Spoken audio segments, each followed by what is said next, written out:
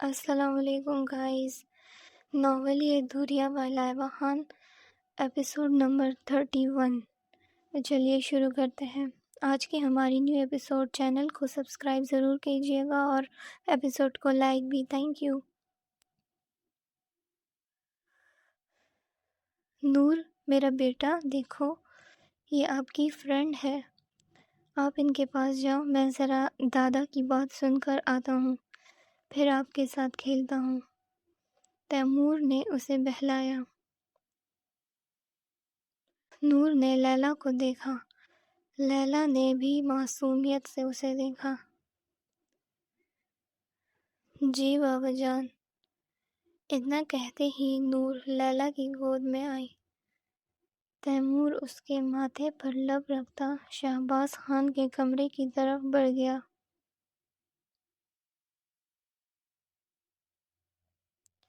مناہل نے سارا منظر دھندلی ہوتی آنکھوں سے دیکھا. لیلا نور کو گود میں اٹھائے ہی ان کی طرف آئی. مناہل اب زیادہ دیر وہاں نہیں رہ سکتی تھی. وہ بنا کسی کو دیکھے اپنے کمرے کی طرف بھاگ گئی. مناہل. حنا نے سرگوشی میں اس کا نام لیا. وہاں کھڑے فہد، اسفند، حنا اور لیلا کے ساتھ ساتھ نور نے بھی اسے دیکھا. حنا بھی اس کے پیچھے گئی.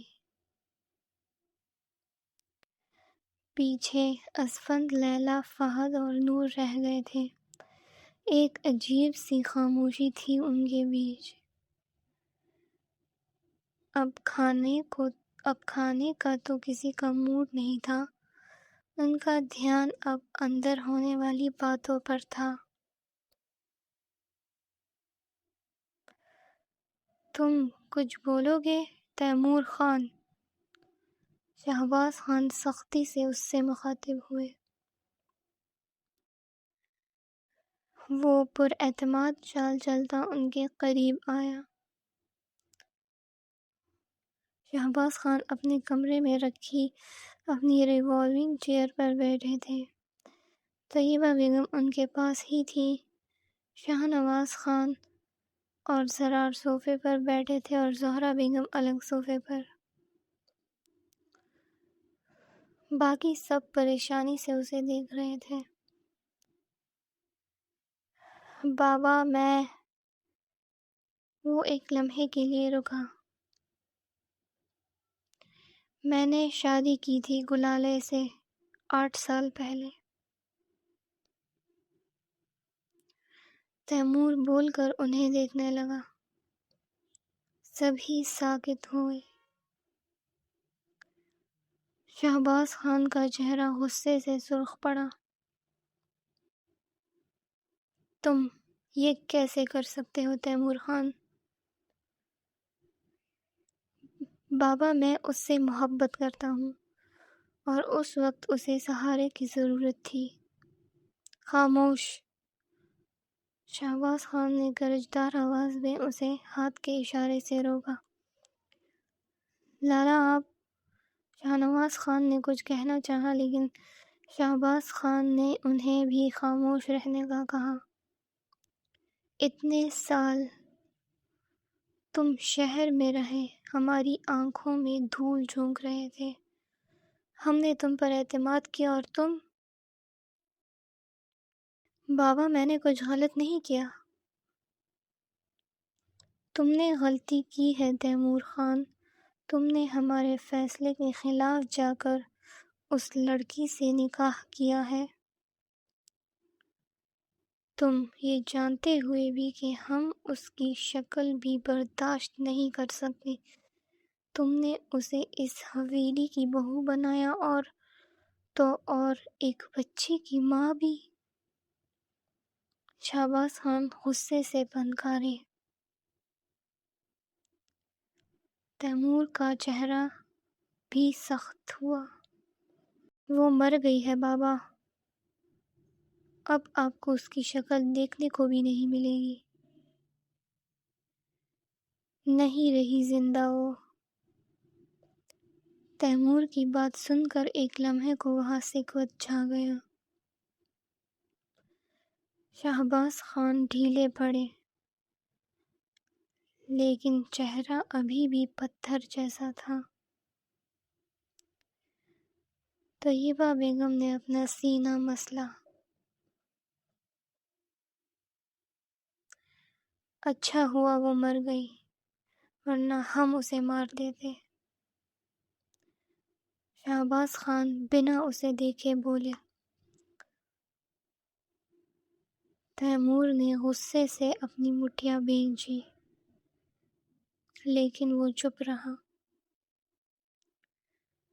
زرار نے اپنے باپ کی طرف دیکھا، وہ کیوں اتنے ظالم بن رہے تھے؟ اس لڑکی کی بس ایک غلطی کی وجہ سے۔ اور اب تم کیا ثابت کرنا چاہتے ہو جو اس کی بیٹی کو یہاں میری حویلی لے آئے؟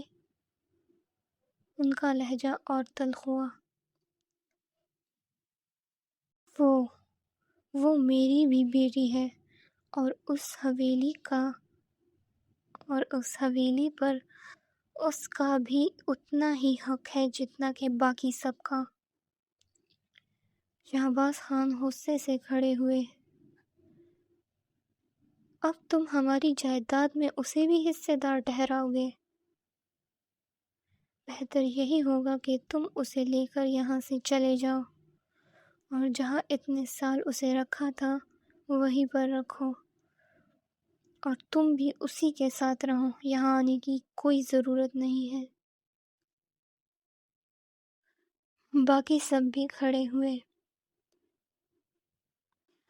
لالا، یہ آپ کیا کہہ رہے ہیں؟ میں نے جو کہنا تھا کہہ دیا، اب اور کچھ نہیں سننا مجھے۔ یہ ہم سب سے چھپا کر نکاح کرتا پھرے، بچے پیدا کرے، اور ہم خاموشی سے اسے قبول کریں۔ وہ اتنا کہہ کر باہر جانے لگے، لیکن تیمور کی آواز پر وہ رکی۔ چھپ کر نہیں کیا تھا، اپنے بڑے بھائی کی سرپرستی میں کیا تھا نکاح۔ زرار گھبرایا۔ تیمور تو ڈوبا تھا، اسے بھی لے ڈوبا۔ اس کی بات پر شہباز خان کی نظریں زرار پر پڑی۔ تم سے یہ امید نہیں تھی، انہوں نے زرار کو کہا، اور کمرے سے نکلتے چلے گئے۔ To be continued. تو گائز، یہ تھی ہماری آج کی ایپیسوڈ۔ یہ سٹوری بہت ہی انٹرسٹنگ ہونے والی ہے، تو آگے پڑھنے کے لیے پلیز میرے چینل کو سبسکرائب کیجیے گا، اور ایپیسوڈ کو لائک بھی کرنا ہے، اور کامنٹس میں ضرور بتائیے گا آپ کو میری ناول کی سٹوری کیسی لگ رہی ہے۔